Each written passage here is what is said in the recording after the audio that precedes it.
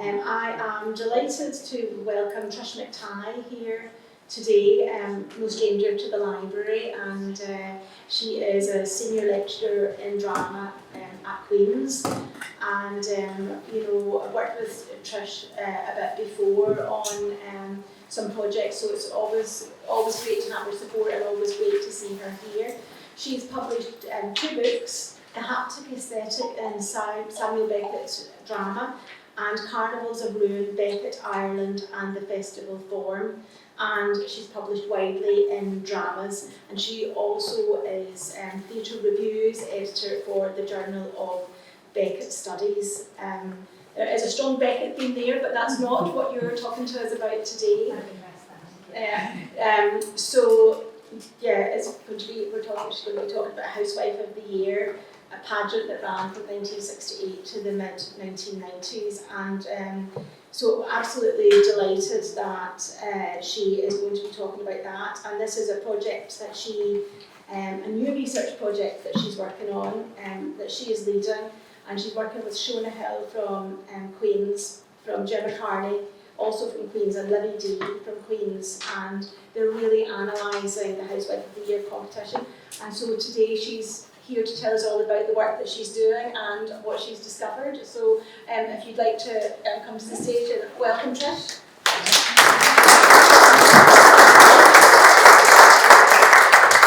Thank you so much, Patsy. It's always a pleasure to be here at the fabulous Linen Hall. I'm delighted to be talking to you. And yes, for those of you who are worried, I'm not going to be talking about Samuel Beckett. I know. Promise. Quite a departure for me to be talking about this competition. But it's been a really exciting journey so far, so I'm going to try and share a little bit with you about the project that we're working on, why we're doing this now, and some of the things, as Patsy said, that we've begun to discover or begun to think about as we've proceeded through the research that we've done. Some of you may have seen the documentary. I'm sure you have. I'm not going to be talking particularly about the documentary. I'm acknowledging its existence right now. What we're doing is quite different. I'll explain that, and maybe in the questions afterwards we can have a chat about that, because I'm really keen to hear your thoughts, actually. I do want to do a quick check. Can everyone hear me okay? Yes. Okay, fantastic. If I drop my voice and I forget that I'm in a public space and I start talking to my chin, please shout at me and let me know.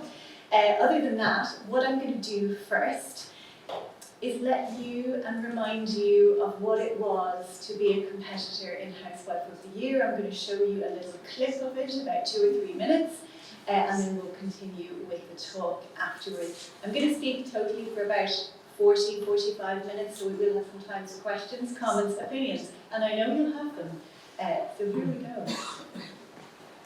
The object in question.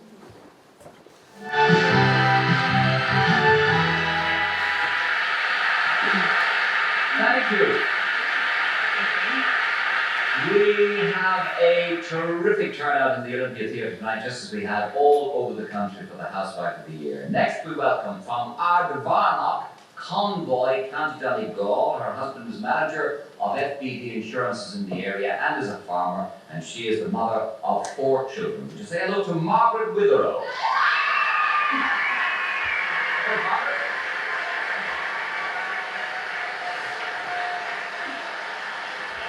Does she or does she not look like a cook? Yes, she does look like a cook. And here is Thelma once again to tell us what she made for us yesterday in the show.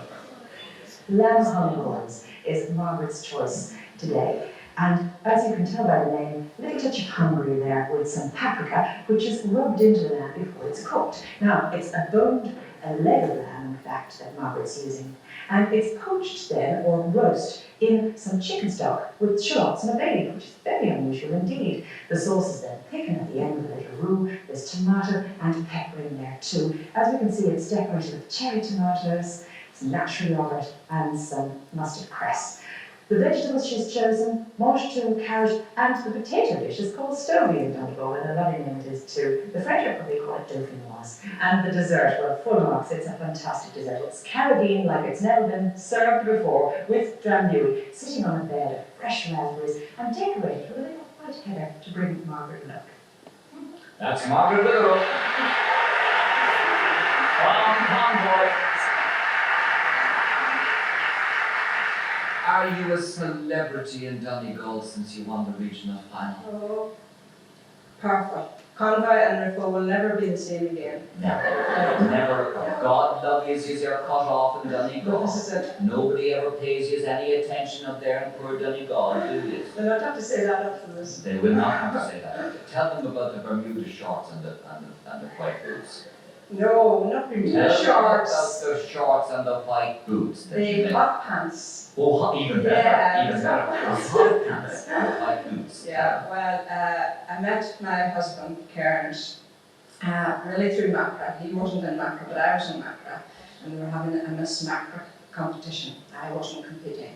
But it was my duties to look after the judges on the night and make sure they got the customary cup of tea and biscuits and what have you.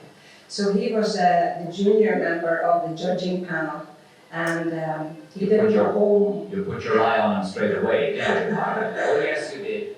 Well, he put his eye on me, I don't know, the other way around. So anyway, as the night went on, everyone left, and he stayed behind, and he said, you know who the real beauty here tonight was? I said, no, tell me, this was you, and I have to take you out.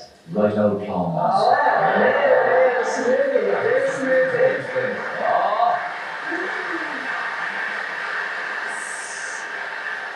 So on the first occasion that he came to pick me up, he wasn't really terribly impressed, because when I went to the door, he got a bit of a shock. Well, it wasn't a shock for me, but it was a shock for him, because I had quite neat hot pants that were all the go at the time, the white knee boots and, you know, all the jazz.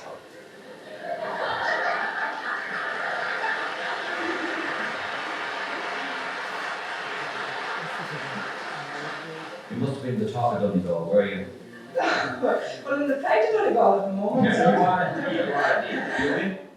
Okay, so we'll pause there, and I'll proceed a little bit, just to talk, to mention a few things about what you've just seen. First of all, I'll acknowledge some of the things that we've had to navigate, and maybe you've just experienced in this moment as well, which is that kind of cringe factor. Oh dear, that really happened, didn't it? And we put it on television. Yeah. Yeah, I'm seeing a lot of nods. So there are a few things to mention about this. There is definitely that cringe factor that happens when we look at objects of the past, often through the lens of the present. I'm currently working, actually I'll do a small correction to Patsy's introduction. The project leader is in fact Gemma Carney. I'm co-lead, but Gemma is spearheading some of the work in terms of our grant application, which I'll talk about in a second.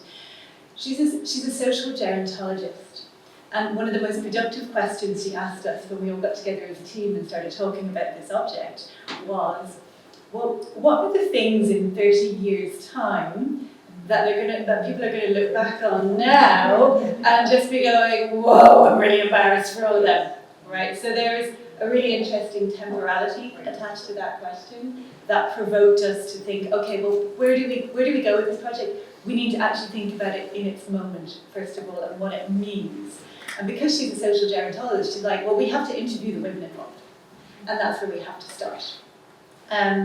We have to acknowledge as well, is there a significant patriarchal framing at work here? Absolutely. The little hand of Gabo holding on to the women, maybe for support, maybe for condescension. It's not entirely clear how we might read that, but certainly we can see that line of questioning. Rather flippantly, I do refer to it as, what have you done with your womb, and who did you do it with? What did your husband do, and how many kids do you have? Is the translation. And that was the line of questioning.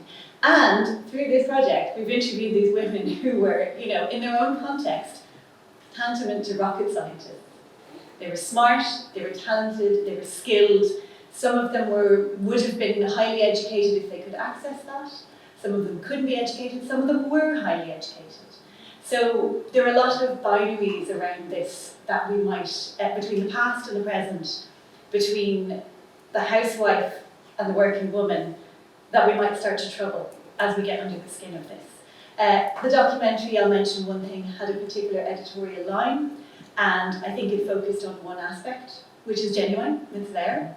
But you'll see through my talk that we've tried to focus on in a more holistic way across what the women are telling us, what their experiences were, and we start from that point. Hopefully that makes sense. Just a little bit about our project, our title currently, Her Life Within the Home, critically examining the experience and representation of domesticity through Ireland's Housewife of the Year, signals our concern with the domestic and domestic histories and histories of the everyday and the domestic. We have our project team here, Dr. Gemma Carney, who's a social gerontologist, as I mentioned, Livy D, who's an amazing oral historian, doing the work with the women, interviewing the women involved, Shona Hill, who's a fellow theatre scholar, and myself as well. And I think what we bring as theatre scholars also is this awareness of when you put an object up on stage and film it, you need someone who's able to critically read what's happening. What's happening in the gesture? What does that hand mean when Gabo reaches out and holds onto those women? What's happening there? That's the question. That's the kind of angle that the theatre people bring. But we're really curious about all of it. So things that, and I want to mention as well, we have from the early days, if anyone listened to my debut radio appearance on the ticket, my colleague Gemma was talking about how when we sent out an advertisement to do this symposium, we had this fabulous woman, Jane Kelly, who won the competition in 1972, pop out of the woodwork and say, well, actually, you're not correct. This is what happened, and started telling us all about it. So we've taken her on board as a citizen researcher, and she's collaborating with us on the project as well, and she's absolutely amazing. And came to our symposium. The most perfectly put together, beautiful hair, manicured nails, Chanel jacket. She was a rock star as far as we're concerned. So we're really happy to have her on board. Our project core aims, we want to create an archive of all of the interviews that we've done with the women. We've done 6 pilot interviews so far. We would like a book that's also accessible to a popular audience. So yes, I know academics are wildly popular. Look at this room. I know you're here for academic stuff, but it doesn't always sell. So we're aware also that there are lots of people who might want to engage with this competition through a very accessible means. So we want something that will help to do that. And we also will produce academic work, journal articles, interdisciplinary, with interdisciplinary content as well. So that's kind of the academic wing of things. What we have done so far, we've done 6 pilot interviews, we've done a symposium, and we've had numerous kind of public events and so forth, of which this is one.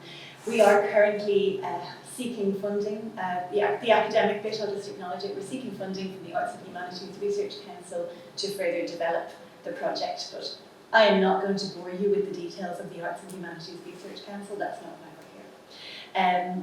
But wish us luck with that project, well, that's it. Why this? Why now? I'm sure anyone who isn't living under a rock will have heard of the resurgence of the trad wife, or the surgence of the trad wife.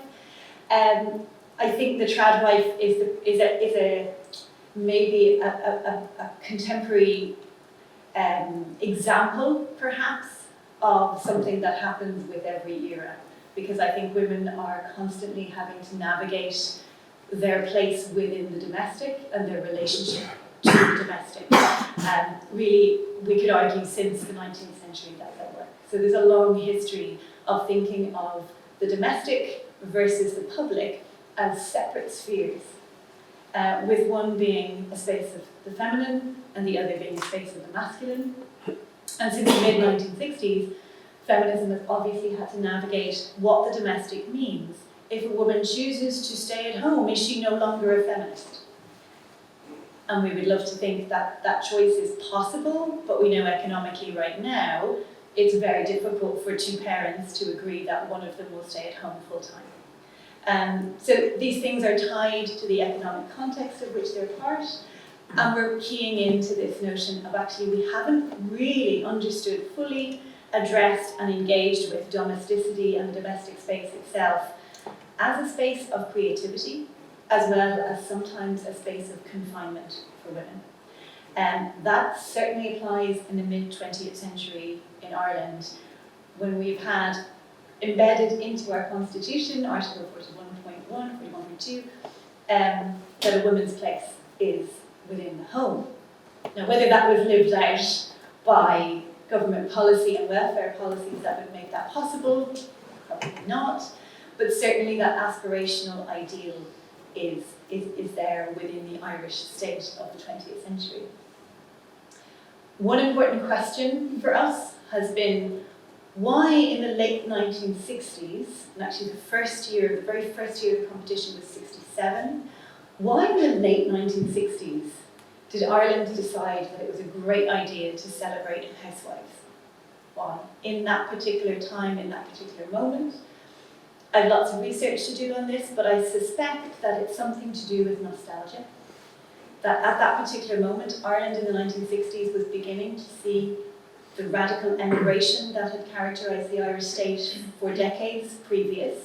That was starting to slow, and all of these modern ideas were starting to come in about things that were perhaps not in keeping with the Irish state as it had been imagined in the previous decades. So modernity was coming. And for me, I wonder if modernity, that moment of modernity, meant that the Irish state was in fact thinking, or the Irish people were in fact thinking, what do we lose when we modernise? Do we need to nostalgically confirm the value of the housewife, even as we know that the housewife, that romanticised vision of it, is starting to slip away and become increasingly impossible? So that's speculative. I'm really happy to discuss that with people as well. The other thing that is really important to us is thinking about the place of the domestic and the place of the everyday and women's work in the broader historical context. I don't know about you, but I don't know that there are that many popular books published about the history of housewives. There are some, but in terms of popular books, it's not always clear that what we do in the kitchen gets documented or archived. Is it really the important history or seen as the important history? I argue that it is important history. I think it's really significant and really important. But we know that the historical record does not often focus on or pay attention to women's lives, never mind women's lives within the home. It's just not seen as significant. So we're really keen to think, alongside Rita Felsky, about how we do more adequate justice to the question of difference within history. How we think about the ways in which history, we might think of it as linear, one story, but actually there are loads of different narratives, different strands and threads, and women's place in the domestic is very much part of that. So we're keen to illuminate the kind of things that were happening in Ireland at a particular moment, even as economic progress was taking place. There is that public story that might be told about the Ireland of the mid-20th century. But there's also a story about women's place within that, and women's domestic lives within that. The Housewife of the Year competition, yes, it's super cringy. Yes, it feels really retrograde. But I think it's part of that story that we might start to tell, and to reintegrate the story of women's lives from their perspective, hence our work with an oral historian. I'm very much inspired by the work of Claire Wills as a historian, on the one hand, but also by her recent, very brilliant memoir entitled Missing Persons or My Grandmother's Secrets. There's a passage in this book where she talks about two Irelands. I don't know if anyone has read it. Anyone read it? Well worth the read. Absolutely brilliant. And she telescopes into the complexity of modernisation in Ireland and links, in fact, the moment of modernity to the institutionalisation of women. As opposed to something that belongs in the past, it was something about the modern construction of the Irish state in the early part of the 20th century. But there's a passage in it where she talks about two Irelands. One of them is the Ireland of the farmhouse, and she remembers as the place she visited, her family, that was, the cosy farmhouse, the warm cottage, all of that stuff. The other Ireland is, of course, and this is the ruins of Gloucester Street Laundry in Dublin. The other part of that is the institutional apparatus that contained unruly bodies, many of them women who become pregnant out of wedlock. what struck us when we were navigating, how do we talk about this competition? What are we actually doing? What are we saying? What struck us is that in the years of 1967 up to 1995, women were still being institutionalised within that apparatus. They were still being sent to mother and baby homes. They were still being sent to Magdalen laundries were still operating until 1996. So the last one closed in 1996. I know. Everything in Ireland lasts way longer than you think it should. Including the Housewife of the Year competition, to be fair. So in parallel to this, we have two things happening. We have both women being elevated, Housewives of the Year, good women. They are married, they have children, they're reproducing the race, they're doing all the good work, they're keeping tidy homes, they're contributing to their communities. And then here's the flip side. We have the bad women. And I don't think we can think about Housewife of the Year without also including in that image what's happening in the other parts of Ireland, parts that are maybe not being talked about as much. Though of course they were being talked about, but maybe not remembered in the same way. And that for us was the tension point that we want to get to. I'll pause for a second. Any thoughts or any questions or anything you wanted to raise? You can save for the end if you prefer. So I'm going to talk a little bit about, that's our kind of rationale, that's our why. Why are we doing this? What's this about? And I'll note as well, actually, before I move on, that our oral historian, Libby D, absolutely amazing. The project that she's previously worked on has been the oral histories of the Magdalen laundries here in the north. So she comes to us with that knowledge and with that edge that's the flip side, the underside of what we want to talk about. And she comes straight from that to our project and allows us to kind of think about those two things together. So yeah, we have... Something Yes, you think of course. about an oral history of the laundries in the north. Were the nuns interviewed as well? Now that I cannot... She was there, they were women, Yeah. but they were women. My understanding that it's only survivors who were interviewed. And my understanding of that situation is that not many of the orders have been forthcoming in either wanting to be interviewed, communicated with, or to release any of their records. But I will recommend Libby D has her own podcast and will be publishing work as well, so we'll be really amenable to it's not my research, so I wouldn't want to speak too much about it, but definitely you can find out more about that. But it's a great question, thank you. So, I'll talk a little bit about some of the institutions that underpinned Housewife of the Year. Where did this come from? How did this manifest? Who thought, I know, the faces when you said that, who thought this was a good idea? Well, actually, the Irish Countrywomen's Association thought it was a great idea.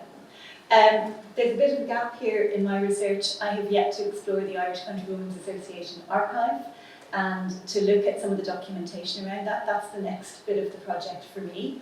But we do know that the Irish Countrywomen's Association was really heavily involved in sponsoring women for the competition, and the president of the ICA was always a judge on the panel. So it was really foundational for this competition. And what I'll note about the ICA, it's still going, still doing a massive amount of community work, and still, hugely important across rural communities and urban communities, not only country. It rebranded itself to be about the nation as a country rather than the rural.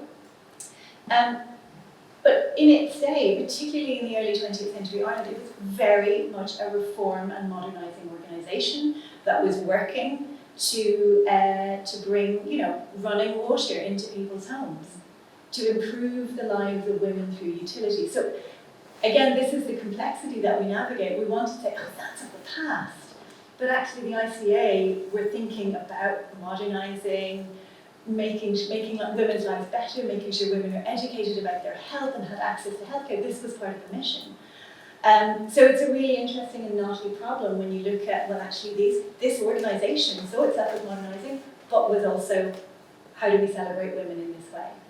Now, I think we can argue that that celebration of women became co-opted by different sets of discourses and different energies. I'll talk a little bit about that in a second. But we'll note the ICA as a key player in the emergence of this competition. Very important to note. And maybe some of those other energies, quite literally energy companies, were the ones that were steering the course of this really. So the first versions of the competition were supported by McDonald's, which is a kind of an early supermarket food supplier. Later, ESB were involved at some point, but the main sponsor, as the title would suggest, from the 1970s on, the main sponsor became Calor. So when we look at the competition, on the one hand we have this ICA coming in with their agenda, acknowledge that, celebrate women, improve women's lives, that's one agenda. I'm not sure that the corporate agenda was quite so noble. This was very much, I think, part of a wider genealogy and a wider tradition of lovely girls being used to market products to other women. It was a very savvy marketing tool. You get women to go around, including in England, there were women called gas girls who were going into people's homes, arriving with baskets of things and demonstrating how to use a gas oven to improve it. And really important to note that when you entered the Housewife of the Year competition, I'll talk about the prizes, but I'll say them now so we're aware. The prizes include regional finalists all got a heater, a gas-fired heater. No, don't knock it. Have you been to the west of Ireland? Let me tell you, these women were very pragmatic. You also got a cash prize and a year's, the overall winner got a cash prize and a year's supply of gas. And if you didn't have central heating installed to access that gas, you got central heating installed for free. Like I said, yes, don't knock it. It's chilly and damp in the west of Ireland, and you can tell plenty of women are like, I could do with that. Absolutely. I don't blame them at all. So we have this corporate sponsorship as the other apparatus that operates around. We have also media involvement. So my colleague Shona Hill has done absolutely fabulous work looking at the role of Women's Way. The magazine would publish the entrance form for the competition, and it also featured the winner every year. So this is actually the winner, Anne McStay, who had, she had 11 children. Well, I'll come back to Anne in a moment. I will come back to her.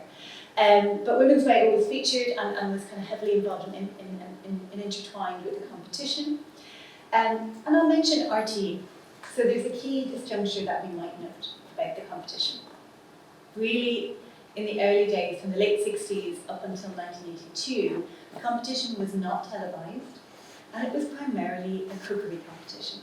So when our citizen researcher, Jane Kelly, came to us, she said, well, I probably wouldn't have gone on the television, but I saw it as a cookery competition, first and foremost, and she said it was like the earliest version of MasterChef. And that's how it was seen. So it was not a lovely girls competition necessarily, it was about cookery and cookery skills. And about kind of the skills of being like home economical, because you were given a budget and you had to produce a sort of accessible meal in some ways. So there's one vision of the competition at work there in the early days. Switch over to 1982 and it becomes televised annually by RTE. And it necessarily changes the nature of the competition.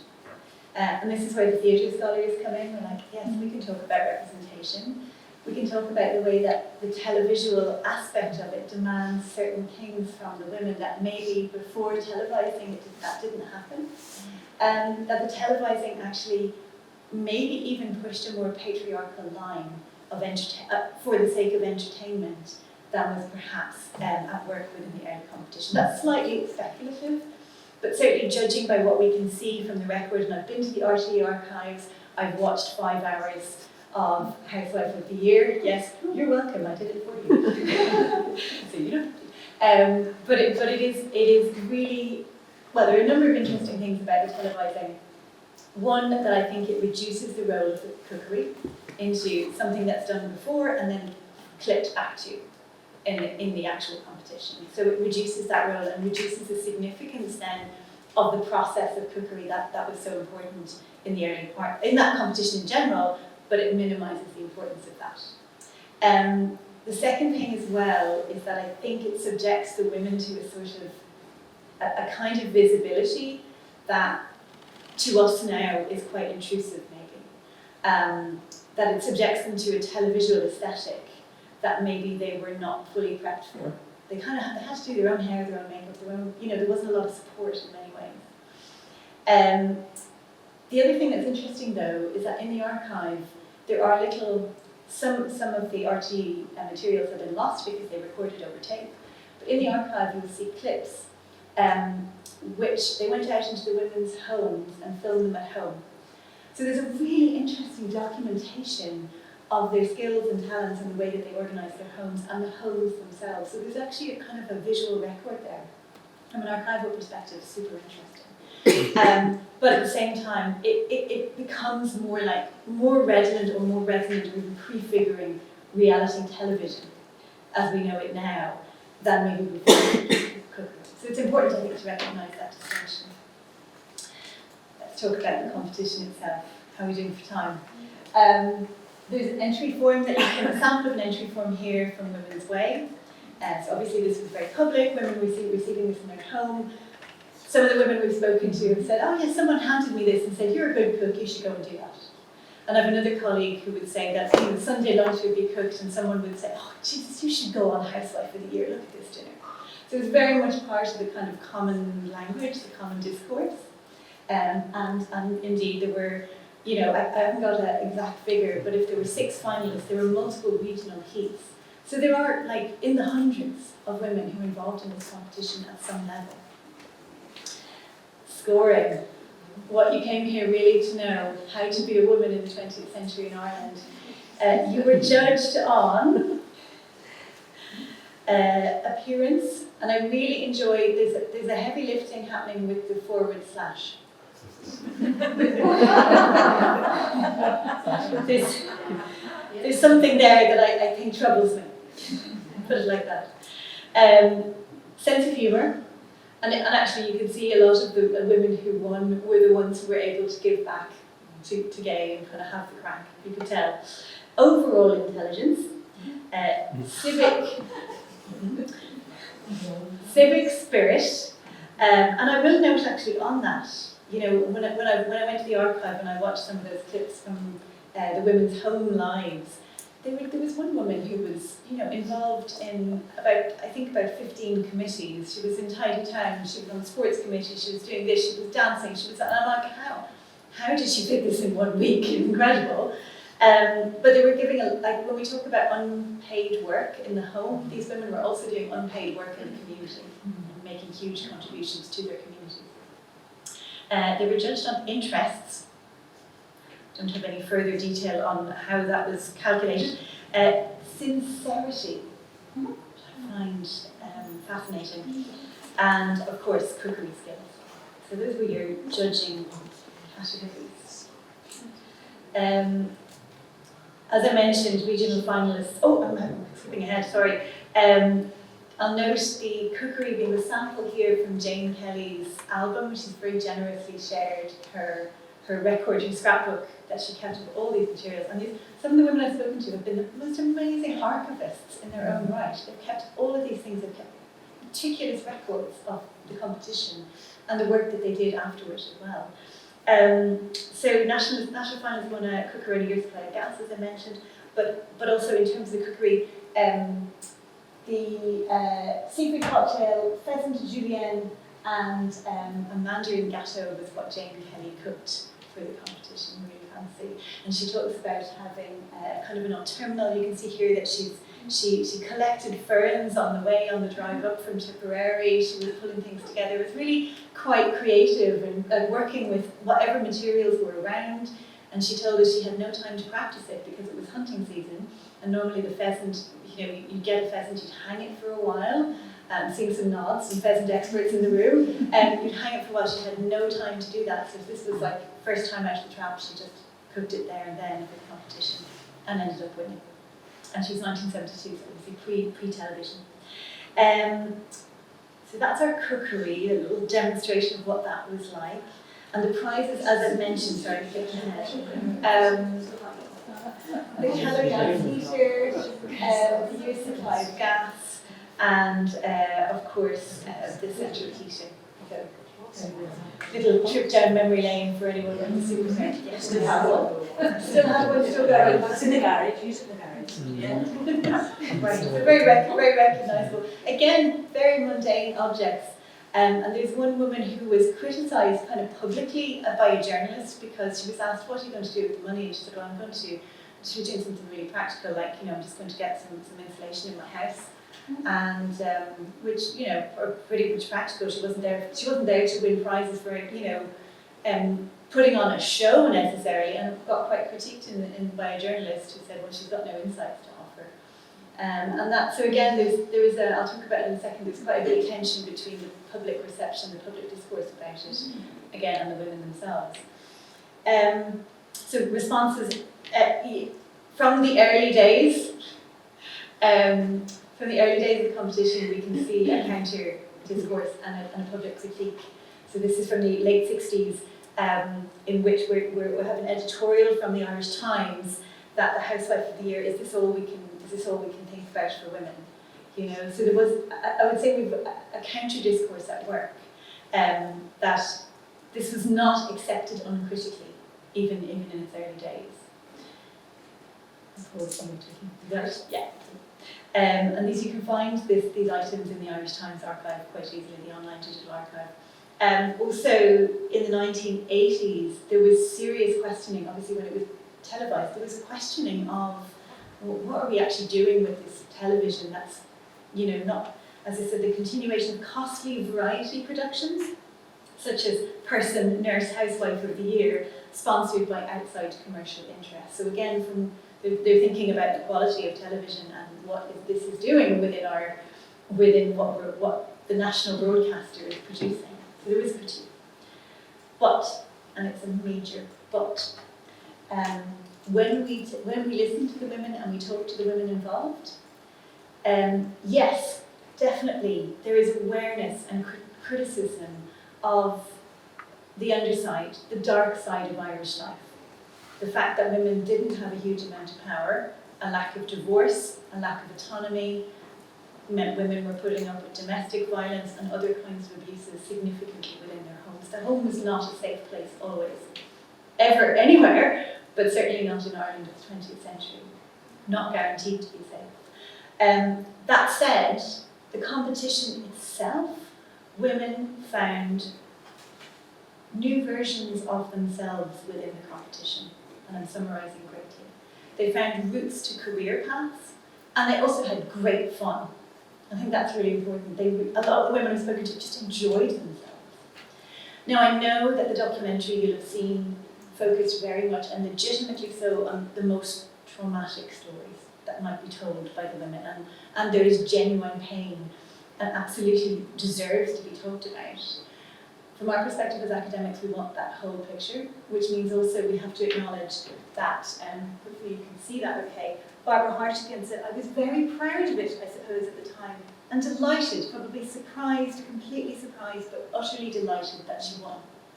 She became an artist afterwards, and she works now with Limerick as a kind of community artist and has made a massive contribution in that way, and has raised massive amounts of money for charities as well. Regina Brennan, who won in 1981, was hired by, after her win, was hired by the company Neff and ended up as a marketing and sales director and manager. So she kind of, it led her into that career in many ways. And Anne McStay, who I mentioned, who had all of those many children, had quite a difficult home life. She used the money to study English and history at Trinity and got her degree and furthered her education. So again, we have this really complicated, we would love to remain with the cringe and say it belongs in the past, but actually the story is really rich and really complicated. By way of conclusion, one question that occurred to us, is there really any such thing as a housewife? Is it just a fantasy? because a lot of the women that we spoke to were not just housewives, is there any such thing as just a housewife? They were not just housewives, they were working unpaid in their community in the home, on the one hand, but also many of them were running their own businesses. They were working outside the home, they were working informally but being paid. Some of them were working full-time. Jane Kelly was a teacher, and she went on in the 1990s to help rewrite the Irish language curriculum in the South. And, you know, extremely highly achieving woman. So it troubled us, it troubled our notion that we might think about the housewife as fully privatised and concealed in the home, when in fact the picture might be more complex than that. The second thing that we'll note is we need to avoid those simplistic binaries. Housewife, working woman. Or any of those dismissive assumptions like because someone is a housewife, they're ill-educated, they have no qualifications, they have no skills. Actually, it takes a huge amount of skill to do what many of these women did, and many of them were skilled in many areas. There is one woman who I found in the archive in that television version from the 80s who told an anecdote about putting a new window in her house. And she said, the husband left me to it over the weekend and I had it done by the time he came back. New window, a dormer window in her house. So again, you know, skills. And the final thing is, I think we need to commit, and I know that we've committed as project team, to balancing that critique that we bring to the past, or that presentist notion that the past is to be viewed through the present, and to push back against that. We commit to listening to the women involved first and foremost, even as we also complexly acknowledge the very patriarchal framing and the patriarchal soup, perhaps, that they moved within and perhaps that we move within still. That demands our critique, even as we're sensitively listening to the stories, successes, and the skills and talents of these women, and I'm thrilled to work with many of them. Thank you so much for listening. Really appreciate it.